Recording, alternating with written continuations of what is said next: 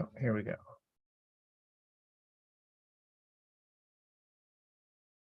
Okay, so welcome to the Node.js Node-API Team meeting for the 3rd of February, 2023.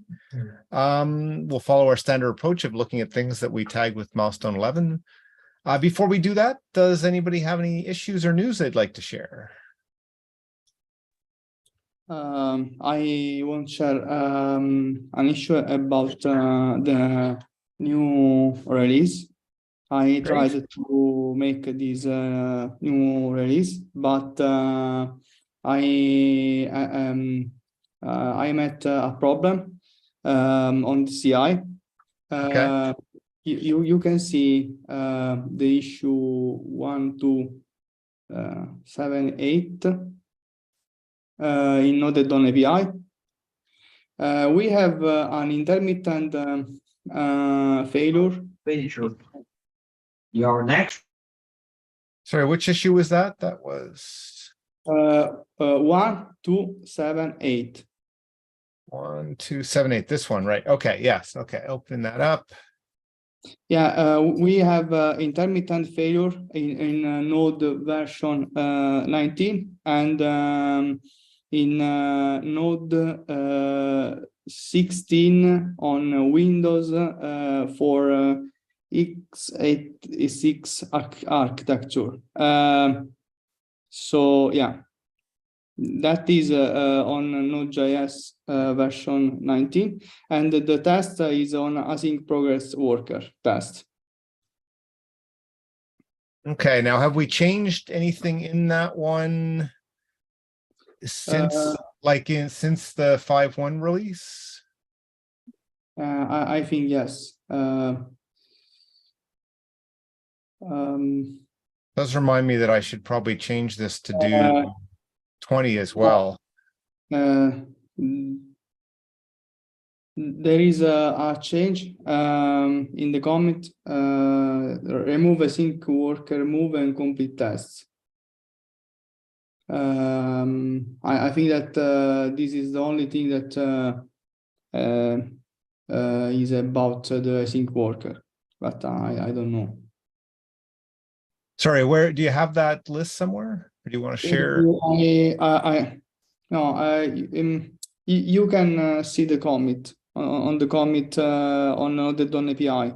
Okay, right. Go in there. Commit. You are in a bit stable node now. Yeah. Okay, that's not going to work, is it? This one.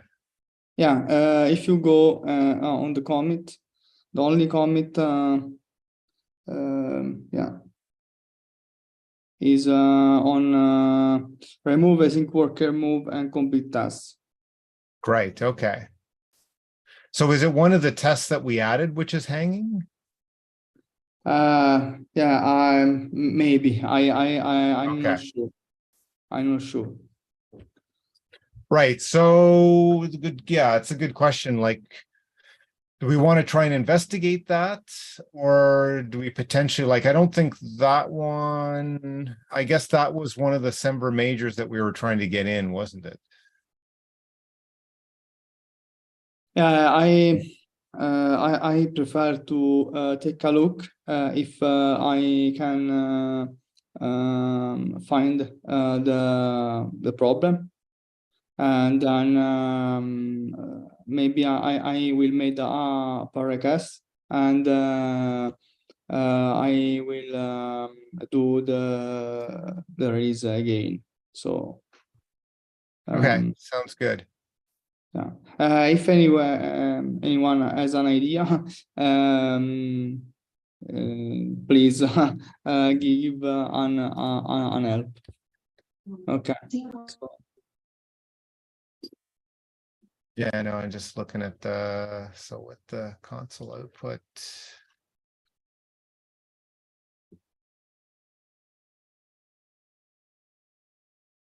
That's probably.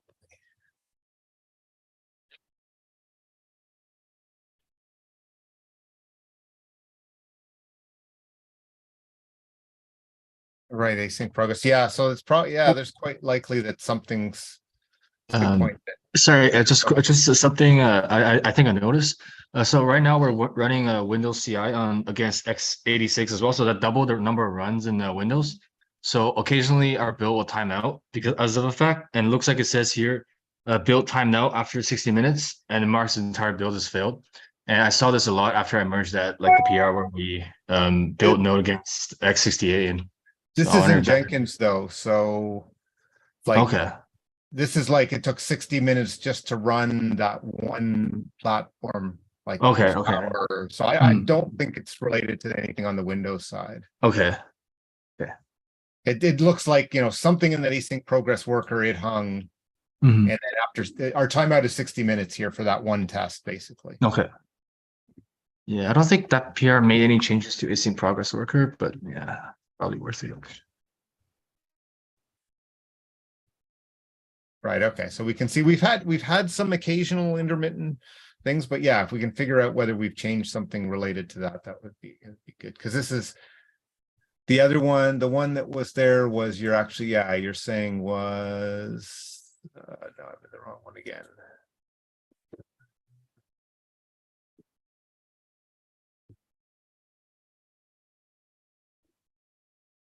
Right, so that's async progress worker, although is async progress worker, does it reuse code from async worker? I think it does, but not not the thing I took out. But and Right, then yeah, that this, was just removing a move, right? Yeah, yeah, so it should have failed to compile, you're right. yeah, Okay.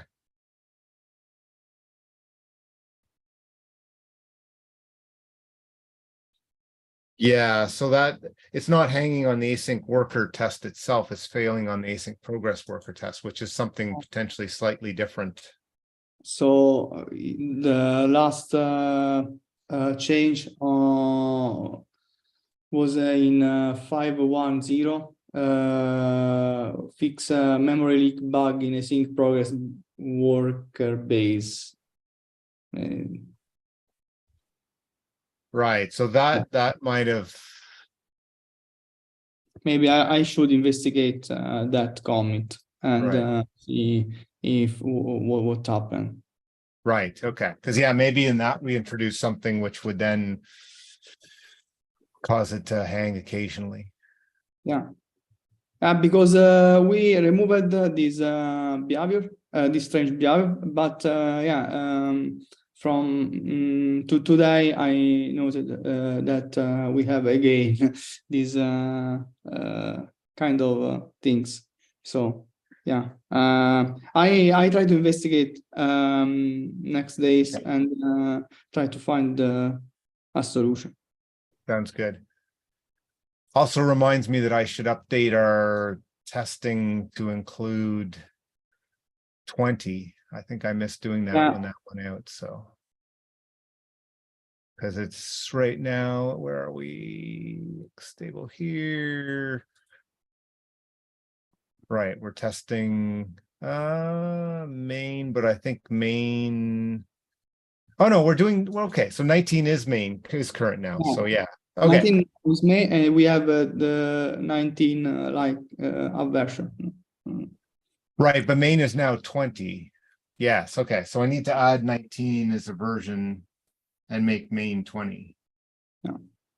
Yeah, okay. Could you also add Visual Studio 2022? If we have machines and stuff, like, does that I don't know if we've got that something in our regular testing, it's possible that we could add it into here as well. Do you know if like Node Core testing has 2022? I'm not sure. But since we fixed build on 2022, I think it should be something we start running our CIs on. Yeah. Let's see, we can look and see, do we have all?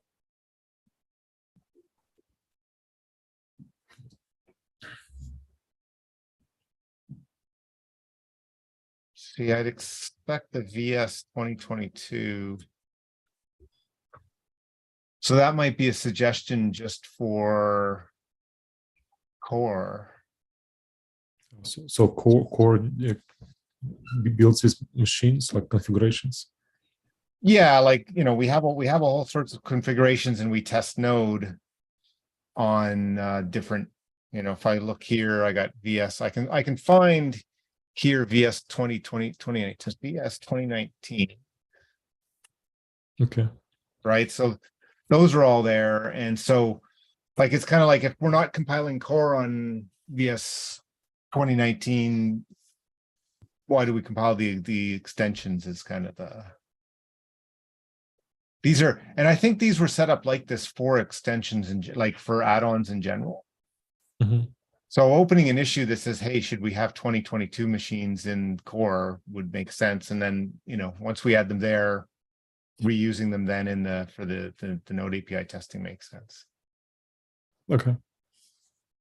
So are we going to open the issue in Node.js build repository? That would probably be the right place to make the suggestion. Okay, so I posted the repository link in the chat.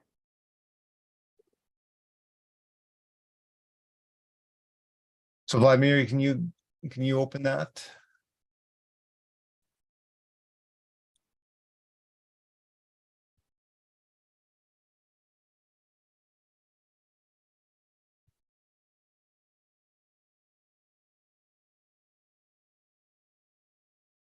Okay, I'm going to go on to the issues, back to that. And I'm still.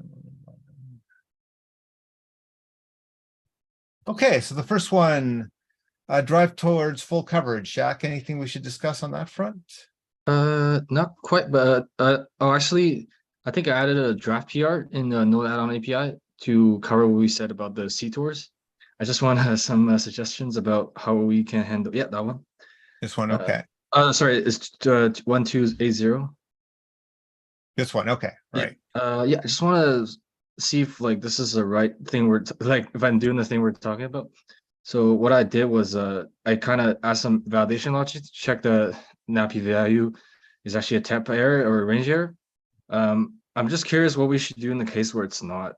Like, do we crash the app or do we kind of emit some kind of warning? I don't think so, since we didn't do this in all other Okay, type wrappers. right. I would find that if, like say, if we define, this can be done in the as method. We just discussed last time. If we can enforce the type conversion to ensure the result type is actual is the expected one, Right. so people don't get if the type conversion failed, it will only fail when people actually explicitly cost them, and it will not fail when they are constructing at arbitrary places. I'm not sure, but we should follow the convention like all other type constructor doing. Right. So we don't fail them, I guess. Is it okay? And then we only fail once like we have the area object and it's trying to convert it in the follow. In the PR I've just submitted, I added a new static method. Okay. To each type, so that each type can declare their own type check method, and when an MPI value is costed to that type, it will enable the check. Okay, I to, see. like say, abort the process. I see. Okay, yeah. It's called. I think that check cast. Yeah, check cast. Okay. Awesome. Yeah, that works. Yeah, thank you. But I'm wondering, there is a gap here since type error and all type wrappers are inheriting the API reference as the base class. So it will be a little bit different from this types inheriting from the API value.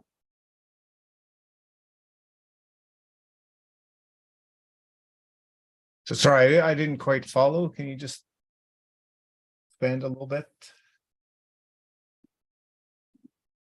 Yeah, I mean, we should follow the convention that we don't check type when we constructing Node add-on API wrappers from API value, the raw value type.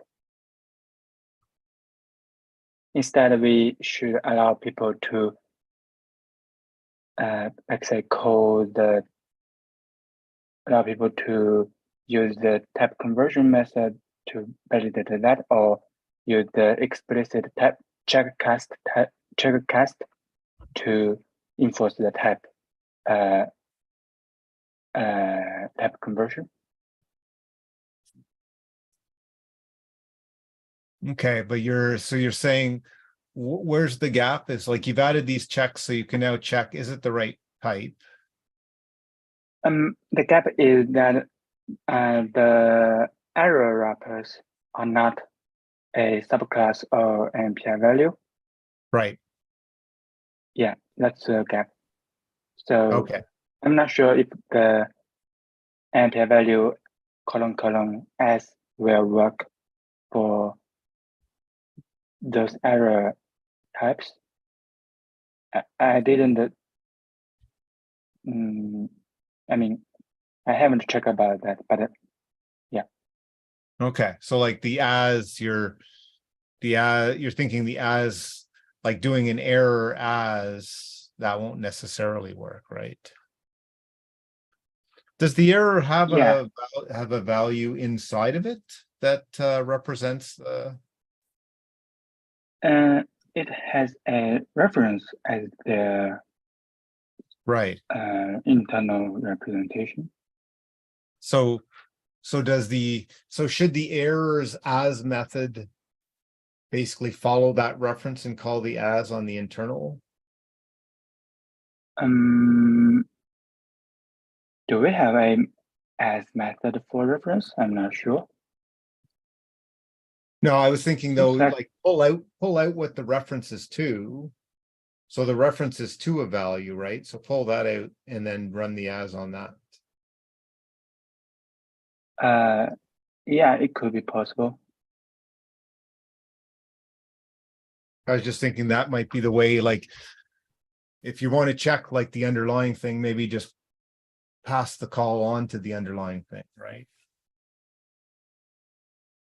Actually, I'm thinking that since the API value as method is a template, so probably we can construct API error with the as method too. Yeah, exactly. Their signature are identical, so it's possible. Okay. So we can also add a check cast to the error classes. Right. Yeah, that does make sense.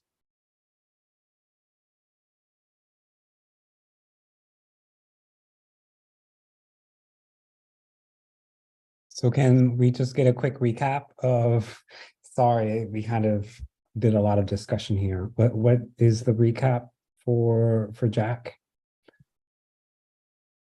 I think sorry. Sorry, no, go ahead. Yeah, I mean, we don't enforce type checks in the constructor. Instead, we add a new method which introduced in this type checks PR to validate the types for raw API values, and we can enforce the type checks with the type conversion method. That is the API value : s. Okay, that makes sense. Does that make sense to you, Jack?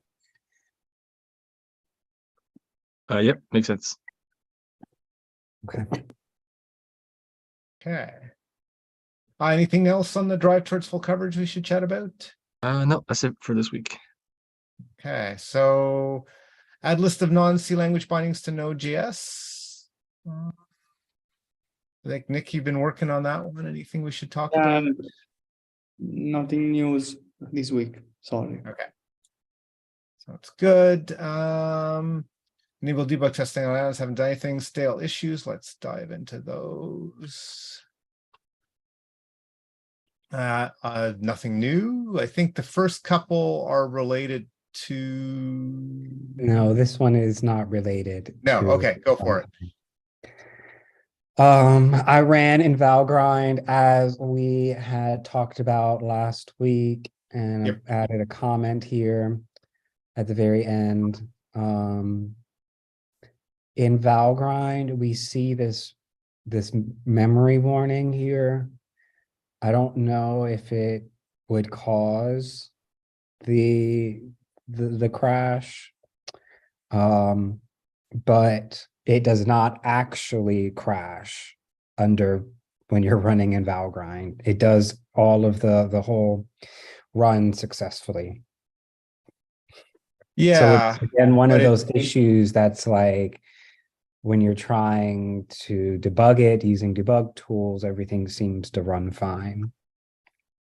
But I do think that, anything that's like that can corrupt memory, or it's basically reading from something memory that doesn't exist. And if you get unlucky, maybe you've got some random data where you expected some real data.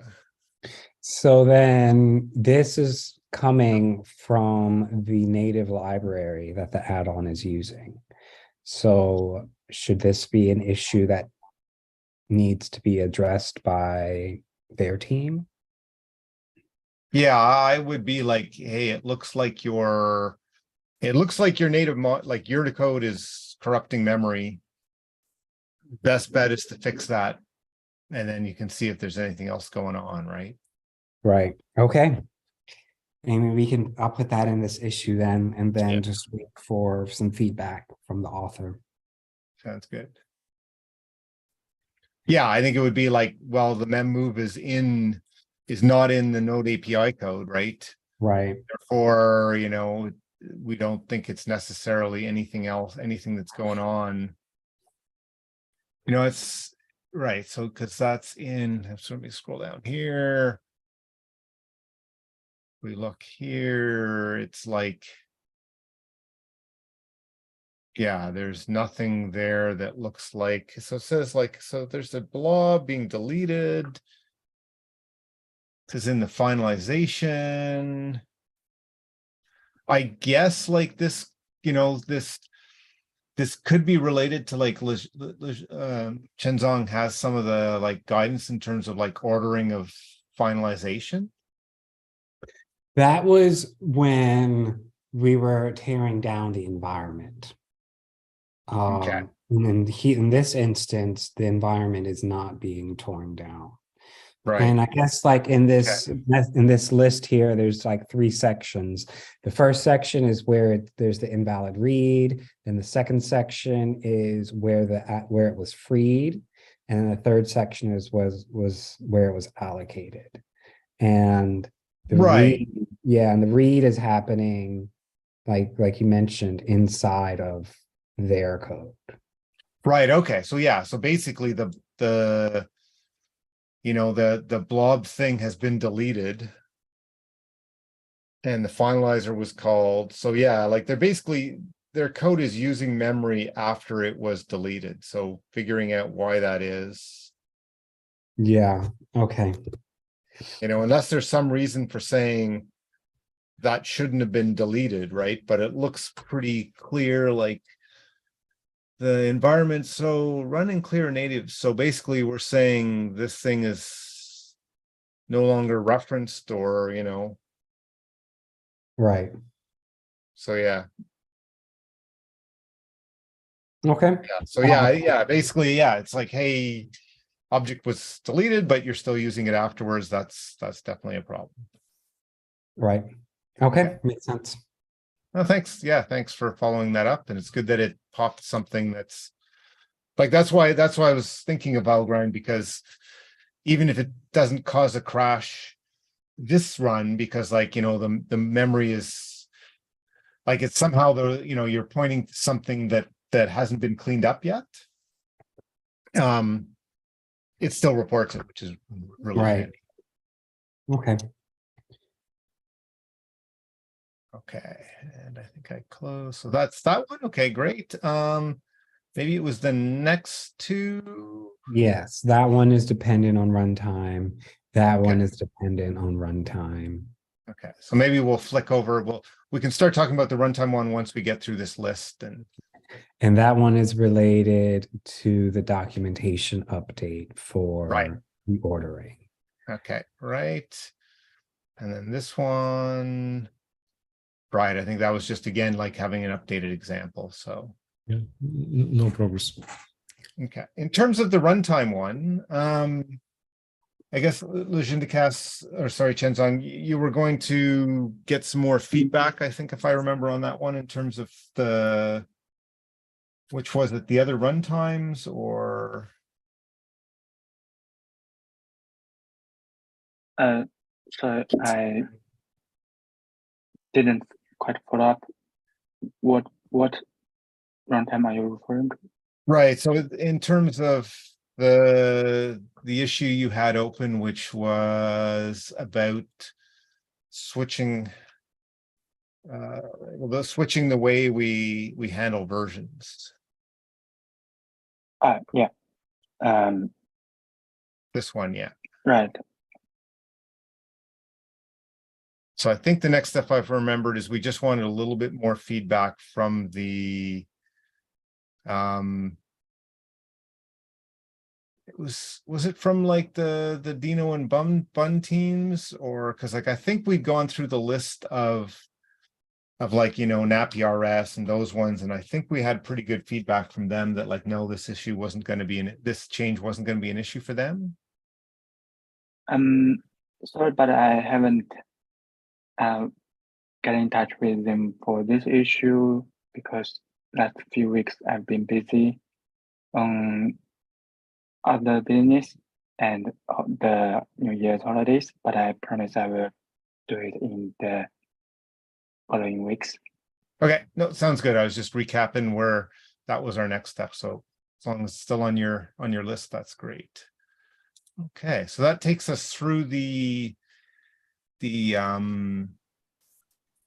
stale issues. Check for memory leaks in add-on default leak.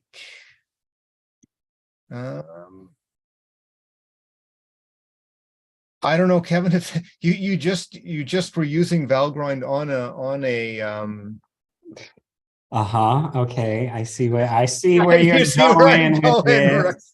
I'm like, oh, you kind of just figured this, like, I don't know, like, yeah, you just figured something out. I don't know if you had to do specific things in the add-on itself, or No, but I could take a look at this and see what happens. okay. And it's basically just documenting what expected leaks there are, because there's things that when we do the dynamic load of the library, we never unload it, right? So we need to, so it's more like documenting how to see these, like, or like know that these are false positives, right? Right. It could be like here, like if you use some documentation, like I think I might have pointed you some of the documentation in core. It could just be like to create check for memory leaks and add-on. Here's a pointer to some documentation. Here's the extra things like, oh, compile the add-on in in, this way if you needed to. And then, yeah, just like you just said, and here's the list of things you're going to see, which already report as leaks because of X, Y, and Z. Okay, that makes sense. I can take a stab at this. Okay. Thanks. And where is this document going? Is it going on our API stable node repo as a markdown? Here or in Node add-on API. I think because somewhere like discoverable, right? Like, Right. I don't know what other people think, like where's the best place to put that? In Node.js API, we have a section called tests, and you can add a new section called debug add-on, and and then add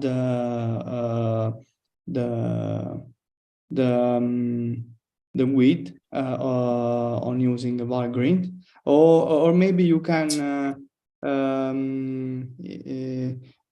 you can add a new doc in the doc folder, and then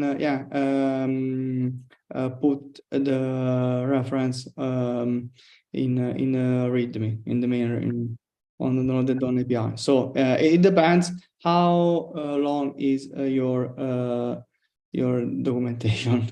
Right. So, Okay. yeah. All right, that makes sense then. I think that it makes sense have these in Node.js API because you can use Node.js API to make some example. Yep. To be more concrete. So if you want, All right, that makes sense. Great. Well, thanks a lot for doing that. Sorry for volunteering you. But it's like, hey, she did something right there. Okay, so now we can look at the list of issues which were opened up here. So API stable node pull requests. No, I'm in the wrong one. I always do that. Node add-on.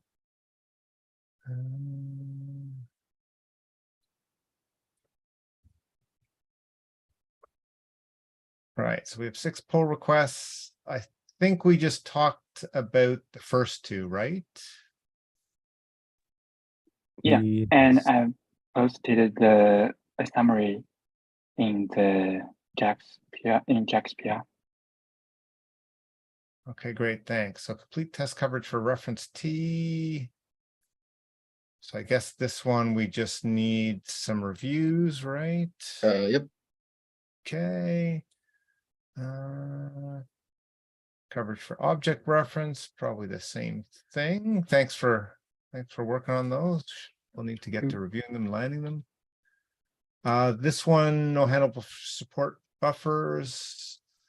I see there's ongoing work. So Lucianus, you're continuing to work on that one, right? Yeah, there is an issue about this particular PR is that our test infrastructures are built test add-ons with the released Node API headers, which may not contain the latest API status. So the build may fail for undefined identifiers. I've been checking with other practices how do they handle new statuses, since this can be constant value. I found that like no Linux headers and other POSIX headers are defining status as a macro, so that we can check if this status are defined, like say error codes are defined with, like say with the preprocessor, like say if def, and if it is not defined, then we can hard code the error code, since it's Right. since these error codes are constant and are not like, and they are ABI safe and not likely to be changed. However, we are defining API status as enums. So I don't find a way to tell if these identifiers are defined and find a way to compile without those identifiers defined. Right. Is that because we're using like, I thought we used the head, like we copied headers into, did we copy headers into the repo? I remember that we removed them previously. Removed that, okay. Yeah, since we didn't synchronize them very often. Right, yeah. Okay, so now we compile against them in the node, the stream that we're testing, but they might not be there, is what you're saying. Yeah, exactly. And people might compare their add-ons with old Node.js releases, so the status might be missing from there.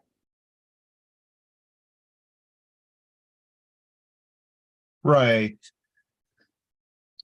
Of course, we can hard code our own API status in, like say, API.h in our internal namespaces. As I'm thinking it can be an alternative approach.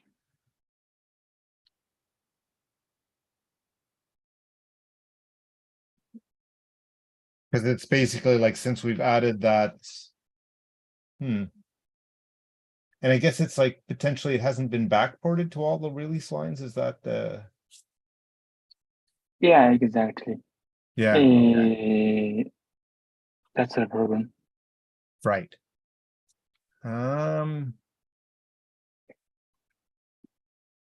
I guess so that's. You could do a check for 14 and then assume that it's not there. No, I mean, you can compare Node-add-on API with older 18 release, So in those 18 releases, the new status code may still be missing. Right. And so because our code is depending on it. Yeah. And this is a special case since we didn't use any API status except from those API status existing from the beginning, things like API exception pending. We don't use any other API status in our in Node-add-on API code. Yep.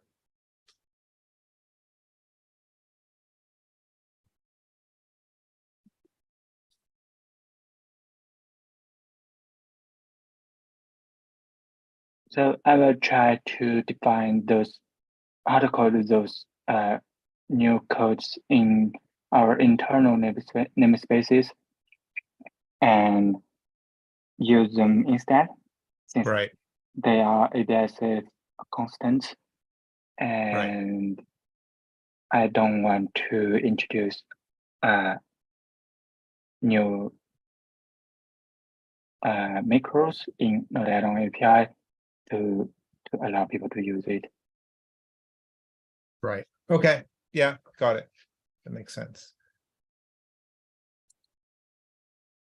And then I guess this one too. So we just have a backlog of, we need to get some. Right. Okay. So you remove the comment. That one's good to be landed. So I can get back. Thank you. That. Okay. And so let's flip over to Node.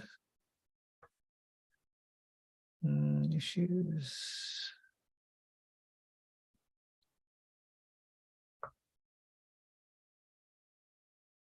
Okay, so I don't those are issues. Let's get rid of issue.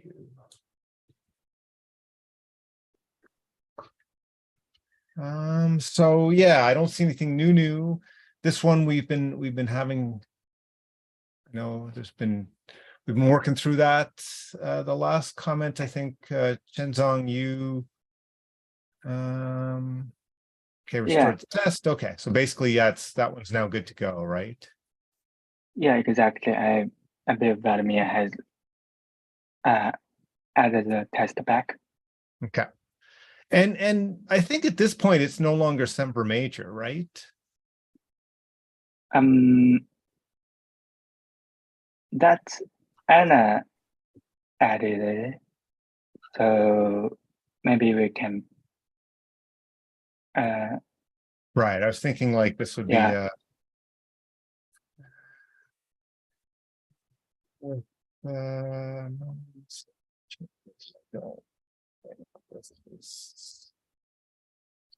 Major.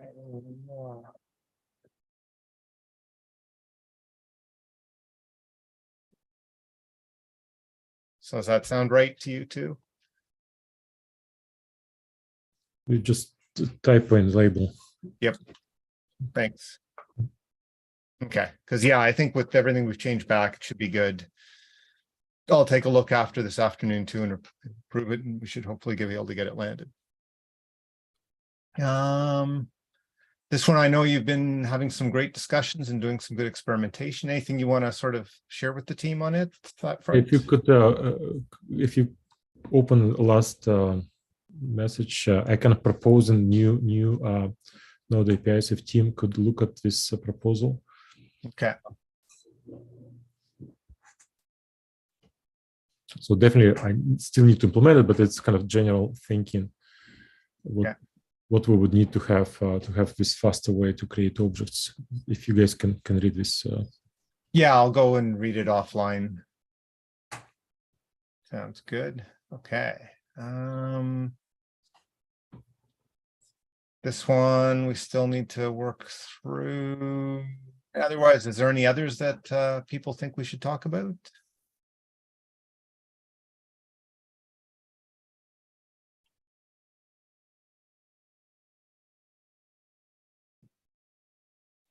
Okay, I guess if not any other topics or.